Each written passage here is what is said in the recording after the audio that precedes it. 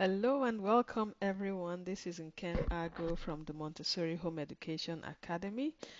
Today I wanted to share with us some very important concepts about teaching our children.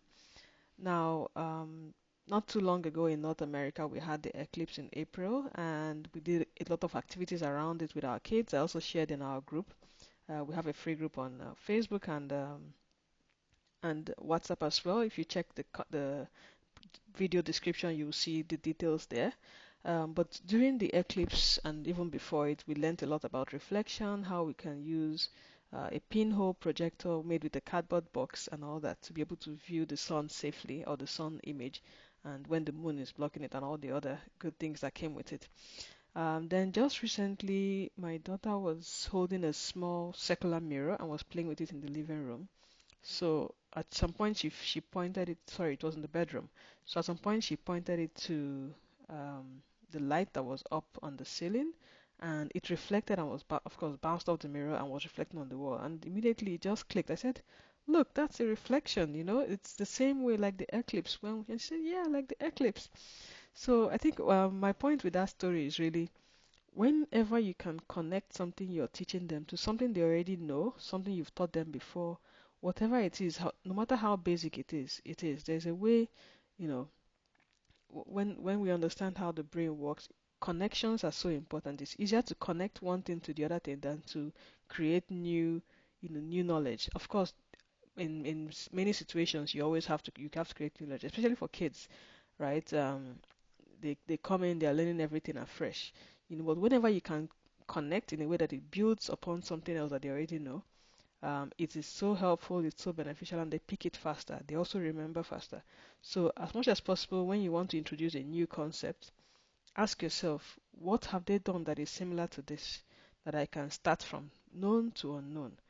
So like with the reflection, I didn't start saying, oh, that's a reflection, the light is bouncing off this and that. I just started first by saying, that's just like the eclipse. Remember how we used the pinhole projector to look at it and we saw the reflection, and now we're doing the same thing. The mirror is reflecting the light, from the ceiling and bouncing it off the wall.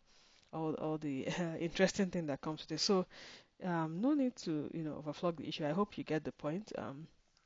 Another example I would give in Montessori curriculum in general, there are some activities that need to be done before some other activities are done.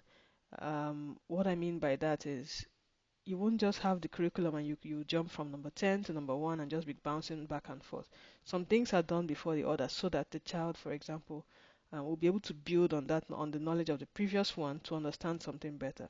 So, for instance, before you explain that we have countries, we have flags. You want to start with a globe, right, of the Earth, showing, okay, this is even the globe, right? This is a circular, spherical. There are continents and all that. In fact, before continents, you will start with there is land, there is water, there is air. So that's the very basic form. And then on a different day, you will talk about how we have the continents. So these are the big portions that you can see on the globe or on the map. Before you now go from continents, you drill down. Oh, remember how we talked about continents the other day? Africa, Europe, Asia, and all the other continents.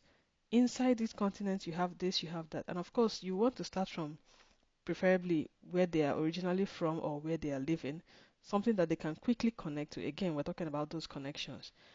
So, with whatever subject you're covering, whatever it is, look for, just think first before you introduce it to them. What do they know that I can connect, even in the most mundane manner, to this topic? And you will see it makes a big difference in what you teach them. So, let me know in the comments if you've tried this before and how it works for you or how it worked for you. And if you're going to try it again, feel free to share. We always learn from each other. And any questions, equally, drop them in the comments. A lot of good information in the description. Make sure you check it out. And I'll see you next time. Bye bye.